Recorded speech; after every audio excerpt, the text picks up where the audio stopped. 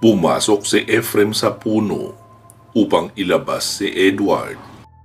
Sa pagkakataong ito ay bumalik na sa katinoan ang binata, ngunit nanlulumo ito nang masilayang muli ang bangkay ng kanyang ina. Sinabi ni Efrem na babalikan nila ang ginang pagkatapos mahanap ang mga nawawalang kapatid ni Edward na sinang-ayunan naman ng binata. Sa tingin ko, tumakas lang ang mga yun para maghanap ng pagkain. Ngunit, natsambahan nilang nandito pa ang bangkay ng iyong ina. Kaya pinagtiyagaan nila kahit na nangangamoy na.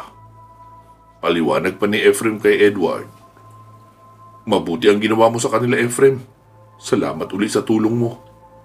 Hindi na rin ako aasang matatagpuan pa natin ang mga kapatid ko sa kabila ng mga nangyari. Siguro dapat ko na rin tanggapin ang lahat. Ani Edward. Ano ka ba, Edward? Huwag ka munang mawala ng pag-asa. May posibilidad pang buhay sila. Naniniwala ako doon. Malakas ang kutob ko. Saad ni Efrem. Pero ngumiti lang ng tipid si Edward at nauna nang maglakad. Hinayaan na lamang ito ni Efrem dahil mabigat pa rin ang loob ng binata sa natuklasan. Sa ilang oras din ng paglalakad ay nakarating sila sa may bangin.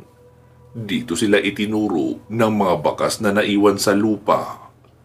Mula sa nawasak na mga puno ay napagtanto ni Efrem na may naganap na maliit na labanan dito. Naalala ni Efrem ang mga narinig niya sa mga aswang. Mukhang ang dayong tinutukoy ng mga ito ang may kagagawan. Sira-sira ang mga halaman dito at nagkalat ang marka ng labanan sa bawat sulok ng lugar. Sumilip si Edward sa bangin at natanaw ang malaking bahagi ng ilog sa ibaba. Napapikit si Edward at kasunod nito ay tumulo ang luha sa kanyang mga mata. Nilapitan siya ni Efrem at tinapik sa balikat. Tahimik lang si Edward na humihikbi. Sumagi sa isip niya na malamang tumalon ang mga kapatid niya matapos makorner ng mga aswang dahil bukod sa talampas, wala nang madadaanan pang iba mula rito. Ramdam ni Efrem ang dinaramdam na sakit ni Edward sa dibdib. Alam niyang nasasaktan na naman ito dahil sa mga natuklasan. Napansin kong tila lagi nakasunod sa akin ang kamatayan. Lahat ng taong pinapahalagahan ko ay napapahamak dahil sa akin. Wala akong nagawa upang protektahan sila. Bukod sa kabiguan sa bagay na iyon, hindi ko rin sila nabigyan ng kaukulang hustisya sa kanilang sinapit. Wika ni Edward na malungkot na nakatingin sa kawalan. Hindi totoo yan. Hindi mo yun kasalanan. Alam kong alam din ng pamilya mo yun na ginawa mo ang lahat upang mahanap sila. Alam nila ang iyong kalungkutan. Panginoon, alam nila kung ano ang tunay na nilalaman ng iyong puso. Kaya huwag niyong sisihin ang inyong sarili. Saad naman ni Efrem. Napatingin si Edward sa gabay niyang tikbalang. Sagutin mo nga ang katanungang ito. Ayon sa nararamdaman mo, Efrem. Matatagpuan ko pa ba ang hinahanap kong katotohanan? Sambit ni Edward. Oo, matatagpuan niyo ito, Panginoon. Sagot naman ni Efrem. Paano mo naman niya nasisiguro? Saad naman muli ni Edward. Dahil may tiwala ako sa kabutihan niyo at sa taglay niyong karunungan. Kayang hawiin ang pananampalataya kahit na ang mga bundok. Sapat na ang nananampalataya ka. Hindi madaling lutasin ang isang suliranin sa mabilis na paraan dahil nangangailangan nyo ng mahabang panahon. Subalit sa bawat pagtuklas na magagawa nyo, unti-unti ring masasagot lahat hanggang sa tuluyan na lumabas ang hinahanap mong katotohanan. Kaya kailangan nyong maging matatag hanggang sa huli. Manalig lang kayo. Matutupad iyon, Panginoon. Litanya ni Efrem. Maraming salamat. Dahil sa sinabi mo, ay muli ako nabubuhayan ng loob. Sagot naman ni Edward. Tumango lang si Efrem. Ngunit maya't maya ay naramdaman nito ang biglaang pagbabago ng ihip ng hangin. Nakadama ito ng hindi maganda sa paligid. Tila isang masamang pangitain ang nagbabadya. Kumilos na tayo, Panginoon. Bumalik na tayo. Malapit nang magdilim. At mas lalo magiging delikado para sa inyo kung magtatagal pa tayo rito. Tiyak, natuklasan na ng Supremo ng mga aswang na may nalaga sa kanyang mga tauhan dahil sa bulong ng hangin. Sambit ni Ephraim. Sinusumpa ko mula sa bangkay ng aking pamilya na ipaghihiganti ko sila sa abot ng aking makakaya. Hindi ako titigil sa paghahanap sa kanila hanggat ako'y humihinga pa. Tutugisin ko silang lahat na parang mga daga. Wika ni Edward habang matalim na nakatitig sa kawalan.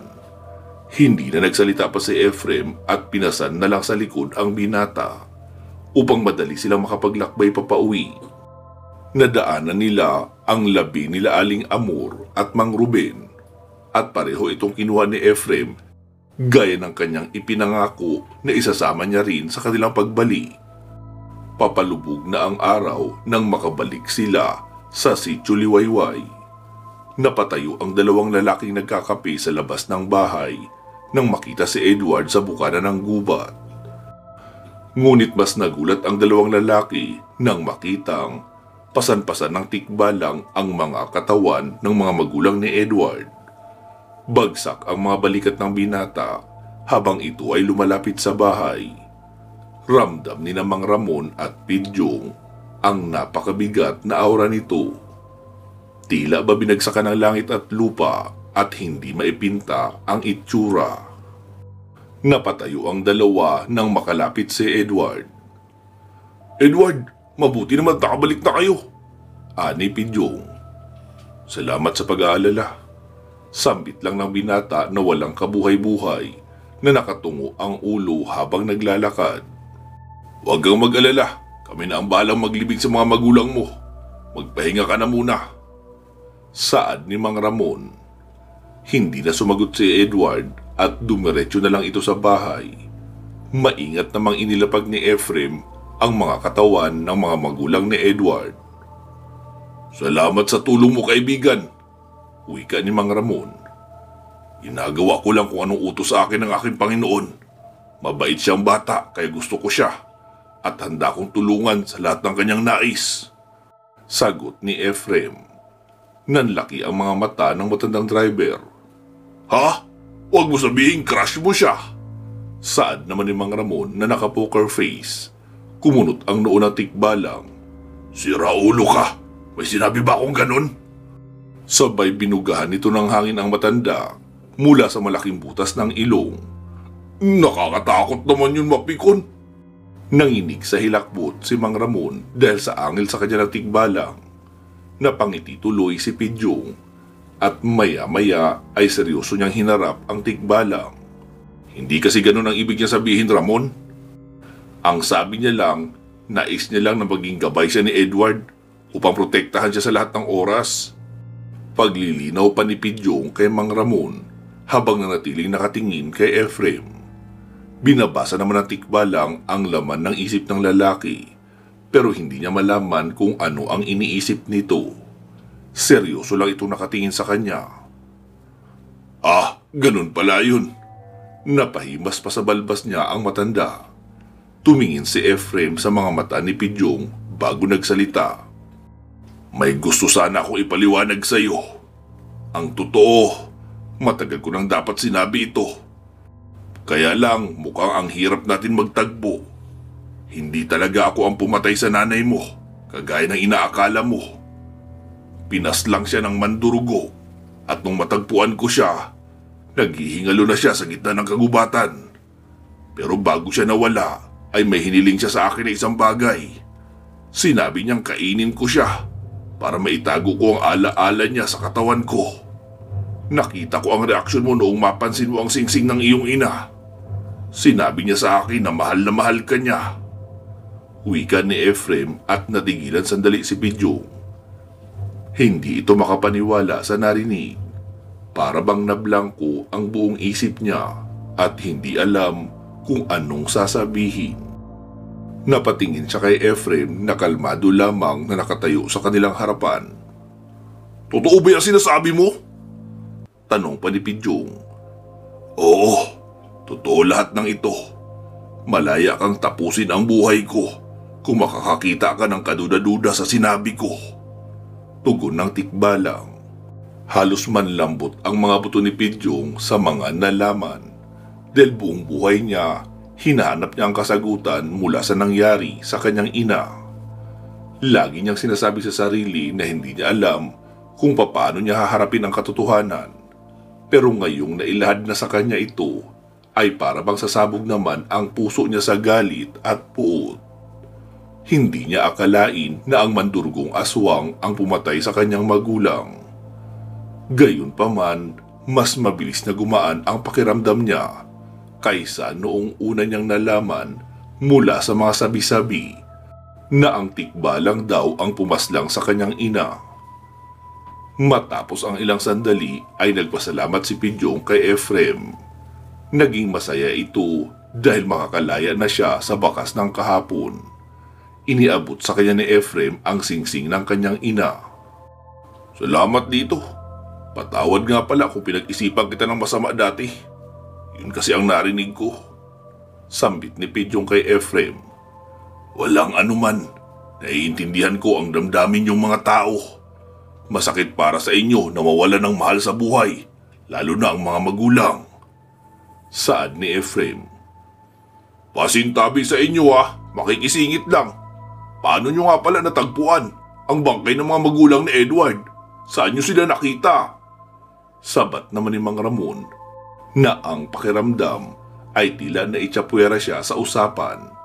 Mahalaga rin para sa kanyang malaman ang tunay na nangyari sa likod ng kamatayan ng mag-anak. Magkahiwalay namin silang nakita. Tama ang hinala nyo. Hinabol nga sila ng mga aswang. Sila lang ang naabutan namin sa gubat, pero yung mga bata, wala. Paano hindi nyo sila natagpuan? Takang tanong naman ng matanda. Malamang tumalon sila sa bangin. Mukhang kinitil nila ang sariling buhay kaysa pagpiestahan ng mga halimaw. Alagaan nyo si Edward. Tsak, masama pa ang loob niya dahil sa nalaman. Wika ni Efrem. Makakaasa ka. Sige, ililibing na namin ang mga ito bago pa dumilim. Baka maamoy pa ito ng mga aswang at sumugod pa dito bigla. Saad naman ni Pidyong. Tumango lang si Efrem at nagpaalam na sa dalawa. Matapos na mailibing ang mga katawan ay pumasok na sa bahay sina Pidyong at Mang Ramon. Naabutan nila si Edward na nakaupo sa lamesa habang tulalang nakatitig sa ilaw ng gasera. Lumapit sila dito. Edward, hindi ka ba magpapahinga? Tanong ni Mang Ramon, sabay marahang hinimas ang likod ng binata. Hindi pa po ako inaantok. Tugon naman ni Edward. Nailibing na pala namin ang mga labi ng mga magulang mo. Doon namin sila ibinaon sa tabi ng puntod ni Roger. Para kapag naisipan mong dumalaw uli dito, madali mo lang silang makikita. Wika ni Mang Ramon. Maraming salamat sa tulong niyong dalawa. Bukas na bukas din ay aalis na ako rito. Sagot ni Edward. Sandaling nagkatinginan ang dalawang lalaki. Ay, iho naman. Pwede ka pa namang manatili rito kahit kailan mo gusto. Hindi yun abala sa amin. Gusto mo bang mamasyal muna? Maraming magagandang mga tanawin dito na Jack hindi mo pa napupuntahan. Tsaka maraming chicks doon sa kabilang baryo. Baka gusto mong ipakilala kita. Litaniya ni Mang Ramon na nakangiti kay Edward. Sinusubukan itong pagaanin ang loob ng binata upang hindi ito umuwing wasak ang diwa at kaluluwa. Salamat na lang ho, Tatang. Pero may klase pa ako na dapat kong pasukan. Maraming salamat po talaga sa lahat ng naitulong niyo sa akin. Tatanawin ko po itong malaking utang na loob. Tugon ng binata. Sige, kung yan ang desisyon mo, ipapahatid na kita kay Mang Ramon bukas dun sa terminal. Magpahinga ka na. Wika naman ni Pidyong. Hindi na kumibo si Edward at humiga na lang ito sa upuan kung saan nakatagilid ito sa kanila. Nag-usap naman ang dalawa sa mahinang boses habang natutulog ang binata. Naaawa sila kay Edward dahil nagpakahirap ito sa paghahanap. Ngunit hindi malang nito nasilayang buhay ang isa sa miyembro ng pamilya niya. Wala silang ideya kung ano ngayon ang tumatakbo sa kanyang isipan pagkatapos ng lahat ng nangyari. Subalit umaasa pa rin silang makakalimutan din ni Edward ang lahat ng mga nangyari at pinagdarasal nilang isasantabi nito ang balak na paghihiganti. Kinabukasan, maaga pa lang ay nag-impake na si Edward upang mamaalam na sa kanila. Ngunit inanyayahan muna siya ni Pidyong na mag-almusal bago gumayak sa kanyang pupuntahan. Maraming salamat po Kuya Pidyong, Mang Ramon, sa lahat ng naitulong niyo sa akin. Hindi ko alam kung paano ko kayo mababayaran sa lahat ng mabubuting nagawa niyo. Pati na rin sa pamilya ko. Wika ni Edward. Nako, walang anuman yun Edward. Sino ba naman kasi magtutulungan kundi tayo-tayo lang din, di ba? Sagot ni Pidyong na sumasawsaw ng tinapay sa kape.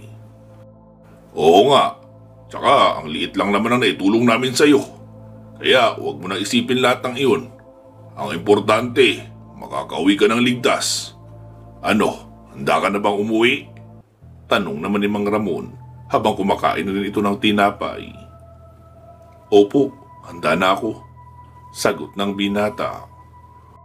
Ay, ang ibig ko lang sabihin ay kung handa ka na bang harapin ang bukas na wala na ang pamilya mo. Seryosong tanong ng matanda, kaya natahimik sandali si Edward. Kinurot tuloy ni Pidyong sa hita si Mang Ramon. Ano ka ba naman Mang Ramon? Ba't mo pa binanggit ang bagay na yun? Sermon pa ng lalaki sa matanda. Ay, pasensya na. Pasensya ka na iyo. Masyado talagang makatitong pandesal. Kaya biglang kumati rin ang dila ko. Ano, tapos ka na ba kumain? Tara na. Tanong pa ni Mang Ramon kay Edward nang tumigil ito bigla sa pagkain. Tumango lang ng bahagya ang binata sa kabinitbit na ang bag niya at lumabas ng bahay. Tinapik naman ni Pidyong si Mang Ramon para sundan na si Edward at maihatid ito sa terminal. Sige, ihatid ko na siya. Pasensya na talaga. Napapakamot sa ulong wika pa ni Mang Ramon. Tumayo si Pidyong at nagpunta rin ito sa pintuan para tanawin si Edward. Nadatnan niyang sumakay na ng tricycle ang binata at tahimik na umupo sa sidecar. Sumampa naman si Mang Ramon sa tricycle at binuhay agad ang makina ng motorsiklo niya. Oh, paano Pidyong? Aalis na kami. Mag-iingat ka palagi rito ha. Dadalaw-dalaw na lang ako kapag may bakanting oras ako. Wika pa ni Mang Ramon kay Pidyong. Sige Mang Ramon, huwag niyo ako alalahanin. Ang mahalaga, ligtas mong maiuwi si Edward. Edward, ingat ka palagi ha. Yung mga bili namin sa iyo ni Mang Ramon, huwag mong kakalimutan. Habol pa ng lalaki kay Edward. Huwag po kayo mag-alala, Kuya Pidyong. Ayos lang po ako. Mag-iingat din po kayo rito. Sagot naman ng binata. Siya sige, Pidyong, aalis na kami. At mukhang aambo na naman. Mahirap kapag maging madulas ang daan. Paalam ni Mang Ramon. Kumaway lang si Pidyong at umalis na ang tricycle. Sa mahabang takbo ng tricycle ay naging tahimik lang ang dalawa sa biyahe. Hindi nagsasalita si Edward na tahimik lang na nakamasid sa magagandang mga tanawin na nadadaanan nila, kaya wala ring kibo ang matanda. Maya-maya pa, habang nasa kalagitnaan ng biyahe, ay natanaw ni Edward si Ephraim na kumakaway sa kanya habang ito ay nakatayo sa tabi ng puno at hindi gumagalaw. Kinawayan niya rin ito bilang ganti, kaya biglang nagtaka si Mang Ramon at napasipat sa bukirin. Ngunit wala na itong nakita dahil naglaho na agad si Ephraim. Sinong kinakawayan mo, iho? Tanong pa ng matanda. Wala ho. Tipid na sagot naman ni Edward, kaya hindi na ito pinansin ni Mang Ramon. Makalipas ang ilang minuto ay narating na rin nila ang terminal. Bumaba na kaagad si Edward ng tricycle upang makabili ng ticket. Ngunit bago makaalis ay nagpaalam muna siya sa matandang driver. Hanggang dito na lang tayo, iho. Sana wag na tayo magkita uli ha. Biro pa ni Mang Ramon. Sana nga po tatang. Salamat po ulit sa lahat ng naitulong niyo sa akin na. Hindi ko po kayo makakalimutan. Wika ni Edward kay Mang Ramon nang nakangiti. Ay sus, ayan ka na naman. Tama na nga yan, salamat na yan. Bumili ka na ng tiket mo, baka maubusan ka pa. Natigilan ang matanda nang yakapin siya ni Edward. Hindi niya inasahan na gagawin ito sa kanya ng binata, kaya wala itong masabing salita kay Edward. Maya-maya pa ay kumalas na rin si Edward sa yakap at ngumiting kumaway kay Mang Ramon habang papunta na ito sa ticket booth. Nginitian lang din ito ni Mang Ramon bilang ganti sa kasumampa na uli sa kanyang tricycle upang mamasada na rin. Pagkarating ni Edward sa kanilang lugar ay hindi niya alam kung paano sisimulan ang buhay niya ng mag-isa. Pero pinilit niyang magpakatatag dahil alam niyang kailangan niyang ilaban ang kanyang buhay, hindi lang para sa kanya, para na rin sa pamilya niya. At nang mabigyan niya ang mga ito ng hustisya sa pagkamatay, makalipas ang ilang buwan ay natanggap rin ni Edward ang pera mula sa life insurance ng kanyang mga magulang. Hindi niya nga alam na may life insurance pala ang mga ito. Nalaman niya lang noong maghalongkat siya ng mga dokumentong naitago ng kanyang ina. Kaya inilakad niya iyon at nagtanong kung may makukuha ba siyang benepisyo. Hindi naman siya nabigo dahil malaking pera ang kanyang nakuha. Lingid sa kaalaman ni Edward ay may naipon palang malaking halaga ang kanyang ama simula nang magtrabaho ito kina Mrs. Gomez. Sa mahabang panahon ng pagtatrabaho nito ay paunti-unti rin palang nag-iipon at meron itong bank account. Kaya itinanim ni Edward sa kanyang isipan na gagamitin niya lahat ng perang iyon para sa kanyang pag-aaral, para hindi niya kailangan magtrabaho para lang matustusan ang pangangailangan at pambayad sa matrikula. Kahit hirap dahil sa trahedyang nangyari, ay nagsumikap na mag-aral si Edward sa kolehiyo. Ito ang kanyang pangako sa mga magulang na kailangan niyang tuparin. Ilang taon na lang naman ay matatapos na siya sa kanyang pag-aaral. Bagamat malaki ang nakuha niyang pera sa insurance, ay tinipid niya pa rin ito para makaabot siya sa dulo. Ang kalahati ng pera na kanyang nakuha ay ginastos niya upang iparenovate ang bahay nila para paupahan niya ito sa nagbabalak ng mga estudyanteng dumayo sa kanilang lugar upang mag-aral. Ginawa niya nga iyong boarding house. Pinlanong mabuti ni Edward ang mga bagay para sa kanyang sarili, para kung sakaling umalis na siya sa syudad ay wala na siyang poproblemahin pa. Bukod rito, kakailanganin niya ng ekstrang pera para sa mga pangangailangan niya at gagastusin sa misyon kapag nag-umpisa na siya sa planong pagtugis sa mga aswang na naging dahilan ng kamatayan ng kanyang buong mag-anak. Kailangan niyang makaipon ng maraming pera upang hindi siya mahirapan sa paghahanap sa mga ito, lalo na't mahilig manirahan ang mga aswang sa mga liblib na lugar. Makalipas ang mahigit 3 taon ay nasa 4th year na si Edward. 1 buwan na lang ang kanyang gugugulin ay makakatapos na siya ng pag-aaral. Gayunpaman, maraming nagbago kay Edward sa mahabang panahon na nakalipas. Gaya na lamang na kanyang pag-uugali at mga pananaw sa buhay. Lagi na lang siyang seryoso, walang kibo at minsan na lang kung ngumiti. Kahit matagal na ang panahon na nakalipas, ay naging malaking impact pa rin sa kanya ang mga pangyayari. Hindi na nga rin ito makilala ni Ana dahil palagi na lang siyang mag-isa at wala sa mood kausap. Subalit inintindi na lang ito ng dalaga dahil mahirap din mawala ng mahal sa buhay. At ito rin ay nararanasan niya dahil wala din ang kanyang tatay Carlos. Sa tiyuhin muna tumira si Ana kasama ang kanyang mga pinsan na maliliit pa. Sa tagal ng mga araw na hindi nakauwi ang kanyang ama, inisip na rin ni Ana na malamang ay patay na rin ito dahil sa mapanganib na sinuungan na misyon. Mula sa nakalipas na mga taon, napakaraming nagbago sa buhay ng mga tao. Andyan nga't nasipa na sa pwesto si Mr. Cervantes bilang alkalde ng bayan dahil sa mga pinagagawa nitong kabulastugan sa kanyang panunungkulan. Mula nang hindi niya matagpuan ang anak, ay lagi na lamang itong nasasangkot sa gulo. Gaya na lamang ng iligal na droga, mga pasugalan, mga inaangkat na baril na kontrabando at kung ano-ano pa. Maging ang Vice Mayor ay nasipa rin sa pwesto dahil naman sa panunuhol sa ilang mga opisyal ng gobyerno. Dahil dito ay parehong napatalsik sa katungkulan ang dalawa, gawa ng kanilang pagkagahaman sa salapi at kapangyarihan. Patong-patong na kaso ang isinampal laban sa kanila.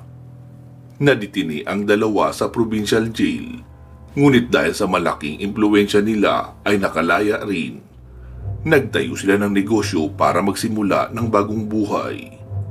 Samantala, dahil magtatapos na ng kolehiyo si Edward, ay bumili ito ng isang pick-up truck na si Gundamano upang magamit niya bilang service sa paghahanap sa mga pumaslang sa kanyang pamilya. Talagang nakaplano na para kay Edward ang lahat at hindi ito uurong pa.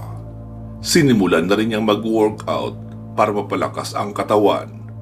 Nagpabook na rin siya sa gym nang mas mahasa pa ang kanyang kakayahan.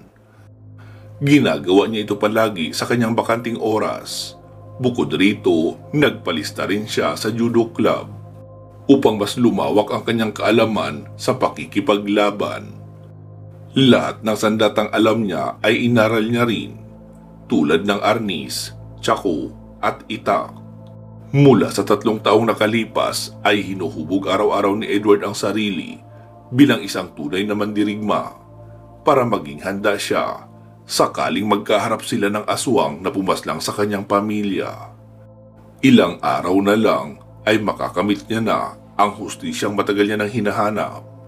Susunggaban niya agad ito kapag magkaroon siya ng pagkakataon at hindi siya titigil sa paghahanap sa mga pumaslang sa pamilya niya. Sa mga taong ding ito, naging tahimik rin ang samahan ni Lizardo. Walang nadinig na balita si Edward tungkol sa kanila. Naging kalmado na lang ang mga ito pagkatapos ng malagim na pangyayari sa San Antonio. Makalipas ang 1 buwan, nakapagtapos na ng pag-aaral niya si Edward. Umpisa na ito ng kanyang bagong tatahaking landas upang ganapin ang kanyang tungkulin at ang pinakaasam-asam na paghihiganti. Matapos niyang maparenovate ang bahay ay pinaupahan niya ito agad sa estudyanteng nais tumungtong ng kolehiyo sa kanilang lugar. Saktong may mga dayong mula sa ibang lugar ang rumenta ng bahay niya. 2 taon ang kanilang binayaran para gamitin ang bahay sa pag-aaral sa universidad na siya ring pinapasukang kolehiyo ni Edward. Naka-post-dated check ng 2 taon ang upa, kaya hindi niya na kailangan singilin pa ito buwan-buwan dahil otomatiko nang papasok sa account niya ang bayad ng tenant. Matapos maipaliwanag ni Edward ang mga alituntunin at batas na kailangan gawin sa bahay, ay dumayo na ito sa probinsya ng kanyang ina, kung saan may iba pa siyang kamag-anak na nakatira doon. Ang lolo niya nakilala sa tawag na Lolo Fabian. Hindi gaanong napalapit sa kanyang lolo si Edward dahil ayaw ng kanyang ama na makausap ng matanda ang kanyang apo. Subalit sa mga narinig na kwento ni Edward sa kanyang ina ay mabait naman daw at maalaga si Lolo Fabian. Kaya nga lang, kalat sa buong sityo ang pagkahumaling ni Lolo Fabian sa mga bagay na hindi nakikita o mga bagay na may kinalaman sa kababalaghan. Kaya naman, tinatawag siyang baliw ng mga taga roon. Maraming katawagan ang ipinalayaw sa kanya, gaya na lang ng baliw na Fabian, sinto-sintong Fabian at kung ano-ano pa. Ngunit taliwas ang mga salitang ito sa mga tunay na nakakakilala kay Lolo Fabian dahil buong respeto nilang kinikilala ang matanda bilang mahusay na albularyo. Siya lang din kasi ang doktor sa lugar ng San Lazaro at ang lahat ng mga taong nakakaranas ng mga malulubang sakit na hindi kaya lunasan ng mga doktor ay si Lolo Fabian ang takbuhan. Maliban sa ama ni Edward na talagang kinamumuhian siya. Pero kahit na ganoon ay nagpasya pa rin ang binata na dayuhin ang matanda sa probinsya nito upang malaman ang katotohanan sa likod ng galit ng ama niya sa kanyang lolo.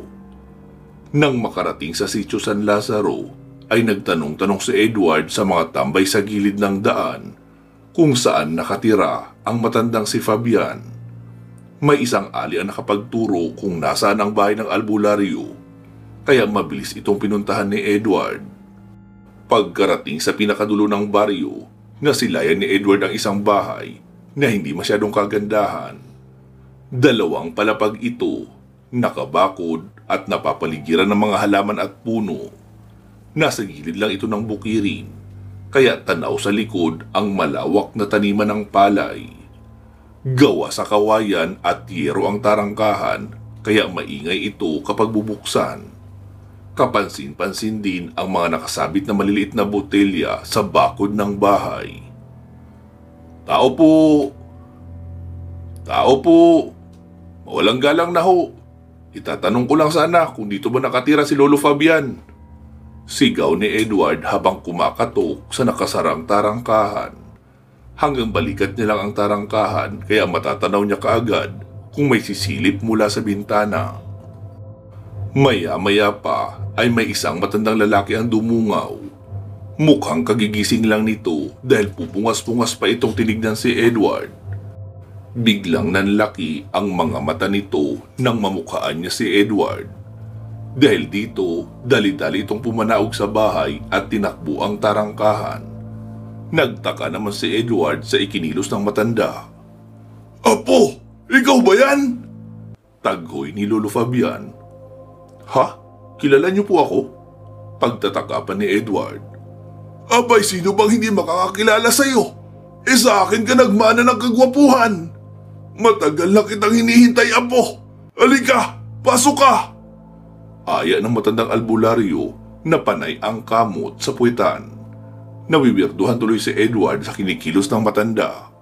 Subalit hinayaan na lang niya ito at tumuloy sa loob ng bakuran. Pagkarating sa sala ng bahay ay bumungad kay Edward ang mga gamit ng matanda na maayos na nakahilera sa mga estante. May nakikita siyang maliliit na botelya na tila ginagamit nito sa panggagamot. Malinis ang bahay at walang makikitang kalat. May isang bilog na lamesa sa tabi ng sala. Ang kusina naman ay nasa tabi lang ng isang kwartong nakasara. May 3 kwarto lang ang bahay pero nasa itaas ang 2. Sa taas natutulog ang matanda. Ang kwartong nakasara sa ibaba ay ginagamit nito bilang imbakan ng mga lumang gamit. Gawa sa sawali ang dingding at ang kisame naman ay yari sa plywood. Tinatapalan ito ng plywood upang hindi tumagos ang init ng araw. May mga kurtina ang bawat bintana ng bahay. Ang palikuran naman ay nakabukod. Nasa gilid lamang ito ng bahay dahil hindi hilig ng mga taga-probinsya na ipasok sa loob ng tahanan ang banyo. Ayon kasi sa paniniwala ng matatanda na nagpaparumi ito sa isang tahanan at minsan ay pinamumugaran din ng masasamang espiritu. Matapos mapaupo ay gumawa ng merienda si Lolo Fabian sa kusina. Nagtimpla ito ng 2 tasang kape saka kumuha ng tinapay sa basket na nakasabit sa poste malapit sa may kalan. Bumalik ang matanda sa sala na may bitbit na 2 tasa ng kape na umuusok sa init. Oh, ayan iho, magpainit ka muna. Wika ni Lolo Fabian. Naku, salamat ho. Kaso busog pa ako eh. Ani Edward. Ganun ba? Ayos lang, Apo. Masasanay ka rin sa pagkain dito. Paano mo nga pala nahanap ang bahay na ito? Tanong pa ni Lolo Fabian. Ang totoo po niyan, nabanggit na rin sa akin ito ni nanay at ni tatay. Pero madalang kanilang pag-usapan eh. Sagot ni Edward. Medyo nakadama naman ng lungkot ang matanda. Masama po ba ang loob niyo sa kanila? Usisan ni Edward. Hindi, Apo. Kahit kailan ay hindi ako nagtanim ng galit sa kanila. Ang totoo, naiintindihan ko sila kung bakit nila ako kinamumuhian. Dahil sa akin kasi ay namatay ang nakababatang kapatid ng ama mo. Pero nalulungkot ako ngayon dahil hindi ko man lang sila natulungan noong mga oras na kailangan nila ako.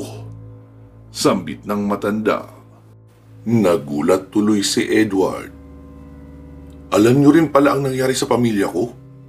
Saad ng binata. Pero tumangulang si Lolo Fabian at humigop ng mainit na kape. Nilapag niya ito ng marahan sa lamesa. Kilala ko kung sino ang may gawa noon. Nais ko sana silang pigilan sa pag-alis noong araw na iyon. Pero nahihiya akong humarap sa tatay mo. At alam ko rin kung bakit ka naparito ngayon. Gusto mong tulungan kita para may paggiganti ang pamilya mo. Tama ba? Huwag mo nang subukan, apo, dahil mapapahamak ka lang. Malakas siyang nilalang. Medyo nalilito naman si Edward sa mga sinabi ng matanda dahil parang halos lahat ng naging buhay niya sa syudad ay alam ni Lolo Fabian. Hindi niya rin maintindihan kung bakit parang ang dami nitong nalalaman tungkol sa kanya at sa pamilya niya. Sandali lang ho, Lolo. Nagkita na po ba tayo noon? Curious na tanong ng binata sa lolo niya. Hindi mo ba ako natatandaan? Nagkita na tayo dati sa Talipapa. Hindi ba't nakabangga mo pa nga ako? Sagot ni Lolo Fabian. Inisip naman ni Edward kung anong lugar ang tinutukoy ng matanda. Hanggang sa maalala niya noong mga sandaling tumatakbo siya papunta sa paaralan. Nanlaki ang mga mata ni Edward at napatitig ng diretsyo sa mga mata ni Lolo Fabian. Teka, ikaw ang matandang yun? Sambit ni Edward. Oo, ako nga yun. Andun ako ng mga sandaling sinundo ni kamatayan ang pamilya mo. Wala man lang akong nagawa para pigilan sila. Litaniya ng matanda sa malungkot na tono. Medyo naawa naman dito si Edward. Pero bakit hindi po kayo nagpakilala sa akin? Sana man lang nakamayan ko po kayo. Matagal ko na din kayong gusto makilala. Wika ni Edward. Ganon din naman ako, apo. Maiksing tugon ni Lolo Fabian. Sino po ba ang tinutukoy niyo pumatay sa pamilya ko? Nabanggit niyo po na kilala niyo siya. Biglang nagbago ang aura ni Edward. Nakaramdam ito ng konting galit. Kilalang kilala ko siya, apo. Pero hindi mo na naisi na makilala siya ng personal sa katauhan niya ngayon. Dahil siya yung tipo ng taong hindi mo dapat galitin. Wika pa muli ni Lolo Fabian. Wala akong pakialam kung sino man siya, Lo. Ang mahalaga, gusto ko siyang makilala at gusto ko siyang patayin sa sarili kong mga kamay. Saad ni Edward. Nakita ni Lolo Fabian ang galit sa mga mata ng binata. Tila mga bolang apoy ang mga mata nito na naglalagablab sa sobrang galit. Napabuntong hininga si Lolo Fabian. Kung ganon, sige, sasabihin ko na sa'yo. Ikikwento ko sa'yo ang tungkol sa isang taong tagos hanggang buto ang galit para sa daigdig ng mga tao. Ipapakilala ko sa'yo si Lizardo. Pero hindi natin pwedeng pag-usapan si Lizardo nang hindi natin babanggitin ang nakaraan niya. Kaya kailangan mo munang malaman ang katotohanan tungkol sa kanya. Isang mabuting tao si Lizardo. Matulungin siya kagaya ko. Madalas siyang tumulong sa mga tao, lalo na sa mga kapuspalad. Ang pagkamaalalahanin niya sa mga bata't matatanda ang nagtulak sa kanya para pasukin ang pag-aalbularyo. Ngunit isang pangyayari ang biglang nagbabago sa buhay niya. Nang isang araw ay nagkaroon ng malaking kaguluhan sa kanilang baryo. At sa engkwentrong iyon ay napatay ang kanyang pamilya. Dahil dito, naghiganti siya sa mga tao. Wala na siyang pakialam sa kahit sino. Mahabang salaysay ni Lolo Fabian at ikinuwento pa niya kay Edward ang tungkol sa ibang nakaraan ni Lizardo.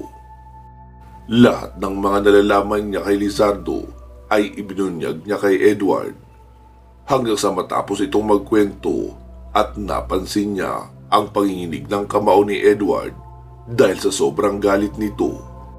Iyon ang marahas na nangyari sa buhay niya at nag-iwan ito ng malaking puwang sa kanyang puso kaya siya nagkaganon. Wika ni Lolo Fabian. Napatayo si Edward sa kinakatayuan. Gusto ko po siyang makita. Gusto ko ipaghiganti ang ginawa niya sa pamilya ko. Tura naman ni Edward. Hindi ba't sinabi ko na sa'yo na mapapahamak ka lang? Hindi mo siya kakayanin, Apo. Napakalakas niya. Bihasa siya sa napakaraming orasyon na meron sa mundong ito, pati na ang mga pinagbabawal. Maliban roon, Apo rin siya ng punong manggagaway. Ang pinakamalakas na manggagaway na nabuhay sa bansang ito. Mismo ako nga, kamuti ka niya ng mapatay noong sandaling naglaban kami. Mamamatay ka lang kapag sinubukan mo siyang kalabanin. Mas mabuti pa bumalik ka na lang sa lungsod, doon sa lugar ninyo, at mas bubuti pa ang kinabukasan mo roon. Walang mangyayari kung mananatili ka rito. Si Lizardo, isa siyang taong nabuhay ngayon sa kasamaan. Pinatay niya na ang sarili niyang pakiramdam, konsensya at pagkatao. Sa kanya pinaslang ang mga tao alang-alang sa minimithi niyang pagbabago. Sambit ni Lolo Fabian. Sa halip na makinig, namula lamang sa galit si Edward. Hindi niya matanggap ang pakiusap ng lolo niya. Matagal niyang pinaghandaan ang sandaling ito, kaya ayaw niyang mabaliwala ang lahat ng mga paghihirap niya. Gusto niyang mabigyan ng hustisya ang kamatayan ng kanyang pamilya at walang sino man ang maaaring humadlang sa binabalak niyang paghihiganti. Matagal ko na po itong hinihintay. Ayokong baliwalain ang pagkakataon. Turuan niyo po ako, Lolo. Bigyan niyo po ako ng lakas katulad ng sa inyo. Pakiusap ni Edward. Sandaling natahimik ang albularyo at hindi kumibo. Sige, kung buo na talaga ang loob mo, sino ba naman ako para pigilan ka? At kahit pa siguro pigilan kita, gagawin mo pa rin ang gusto mo. Pero sinasabi ko sa iyo, Apo, hindi magiging madali ang pagsasanay na ito. Kung pangkaraniwang pagsubok lang ang nararanasan mo sa mga lungsod, ibahin mo sa probinsya. Mas malupit at mahirap ang daranasin mo rito. Saad ni Lolo Fabian. Dahil dito, tila nawala ang galit sa puso ni Edward. Naging kalmado na ito. Mula na makapagdesisyon si Lolo Fabian, natuturuan na siya nito. Sanay naman po ako sa hirap, Lo. Pero seryoso ba kayo dyan? Natuturuan niyo talaga ako? Napangiti si Edward. Sige, pag-iisipan ko pa. Kumain ka na muna at kailangan mo ng lakas para sa pagsasanay na tatahakin mo. Hindi kita mabibigyan ng anumang proteksyon dahil kusa itong inaangkin ng tao. Kailangan mong kumuha ng sayo. Makahulugang wika pa ni Lolo Fabian kay Edward. Ha? Proteksyon po? Ibig niyo po bang sabihin, agimat? Saad ng binata. Oo. Yung krus ng batis ang kailangan mong makamit. Matagal ko na yung gustong kunin. Pero hindi na kaya ng katawan ko ang mga bagay na kakayaning gawin ng katulad mo. Bata ka pa at maliksi ang katawan. Kaya sigurado akong kakayanin mo pa iyon. Paliwanag ni Lolo Fabian. Sige po, susubukan ko. Mas lalong na-excite si Edward sa pag-aakalang madali lang ang pagkuha ng agimat na ito. Pero lingid sa kanyang kaalaman ay dadaan pala siya sa matitinding pagsubok bago makamit ang anting-anting na iyon. Marami itong makakaharap na iba't ibang uri ng mga nilalang na malalakas at nakakatakot ang itsura. Sa lugar kung saan nakatakda siyang magsanay. Ang lugar na iyon ay napakasagrado para sa mga tao. Kaya sasamahan ni Lolo Fabian ang kanyang apo upang hindi ito pagkaisahan ng mga elementong namumugad sa lugar. Matapos makapagmerienda ay nagkwentuhan pa sina Edward at Lolo Fabian tungkol sa naging buhay nila sa mga nakalipas na panahon. Dito naman nalaman ni Edward na sadyang hindi pala ganoon kabaliw ang kanyang lolo, bagkus na apektuhan lang ito ng mga aliwaswas ng mga kapitbahay, kaya inakala ng marami na may sayad ito sa utak. Nalaman din ni Edward ang tunay na dahilan kung bakit galit na galit dito ang kanyang ama. Dahil pala ito sa hindi nagawang iligtas ni Lolo Fabian ang kapatid ni Mang Ruben noong maengkanto ito. Nakonsuldahan ito ng isang itim na engkanto at dahil sa ipinanganak na pipi ang bata ay hindi kaagad na agapan ni Lolo Fabian. Habang nag-iisa ito sa bahay ay hindi na malayang unti-unti na palang kinakain ng engkanto ang pag-iisip ng inosenteng bata hanggang sa masakop na nito ang buo niyang pagkatao.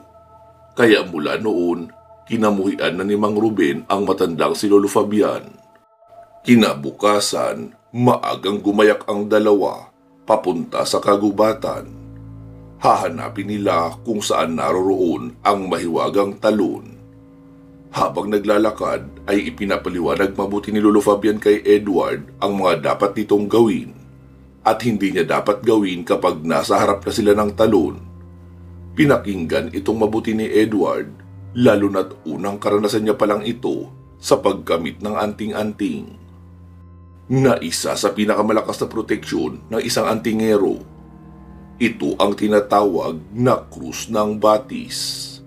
Makikita ito sa mismong ilalim ng batis, ngunit mahigpit itong binabantayan ng mga Magindara, Shokoy at Berberoka.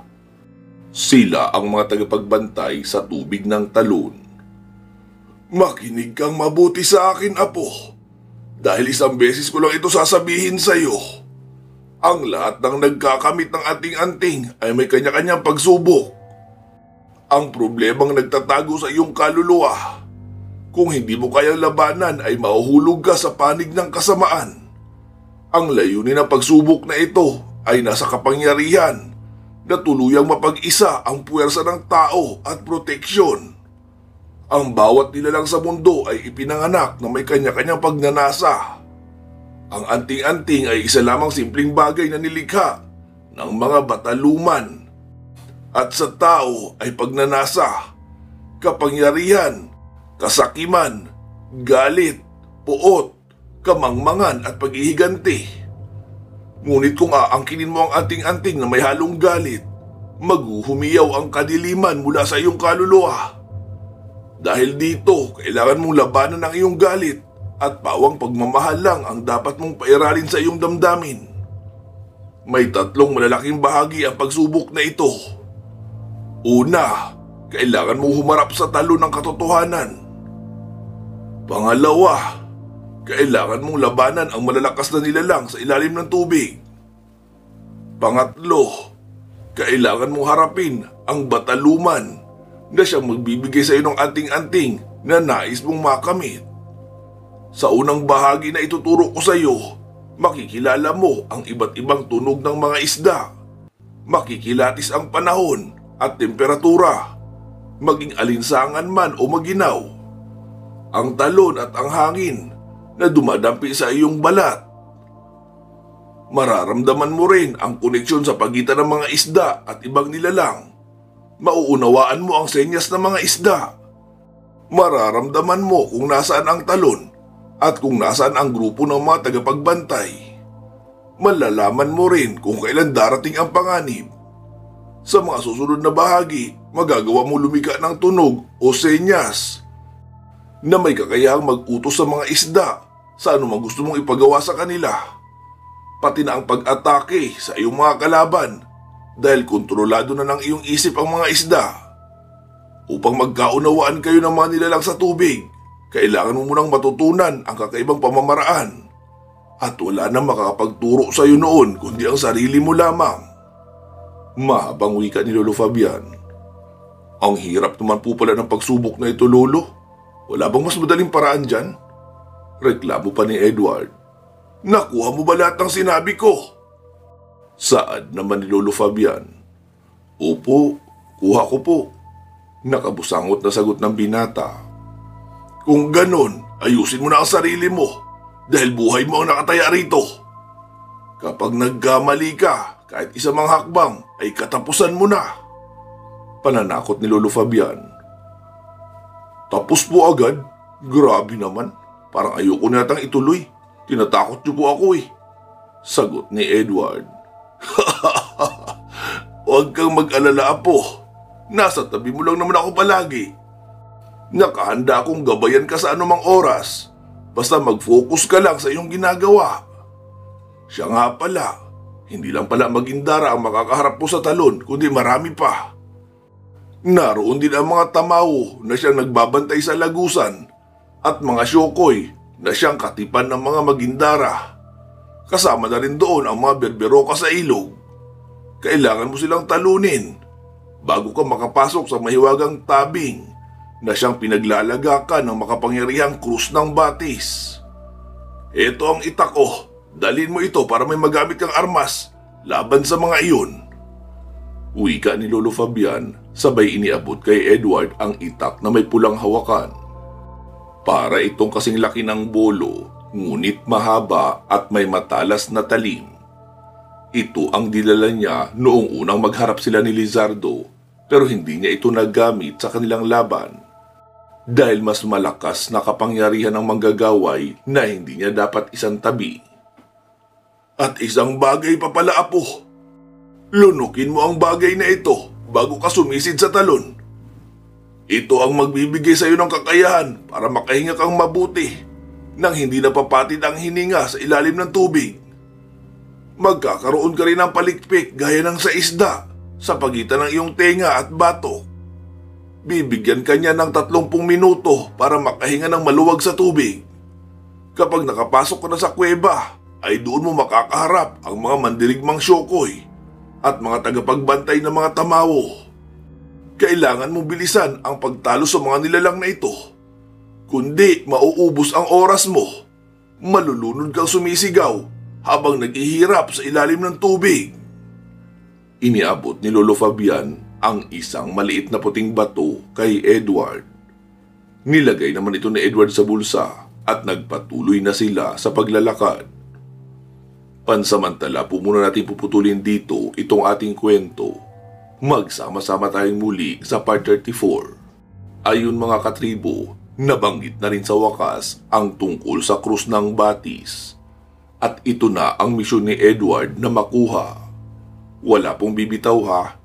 Unti-unti na nagkakaroon ng linaw ang kwentong ito. Kaya ipagpatuloy lang ang pagsubaybay. Maraming salamat po sa lahat ng sumusubaybay at nakarating sa bahaging ito ng kwento. Mag-iingat po kayo palagi at hanggang sa muli.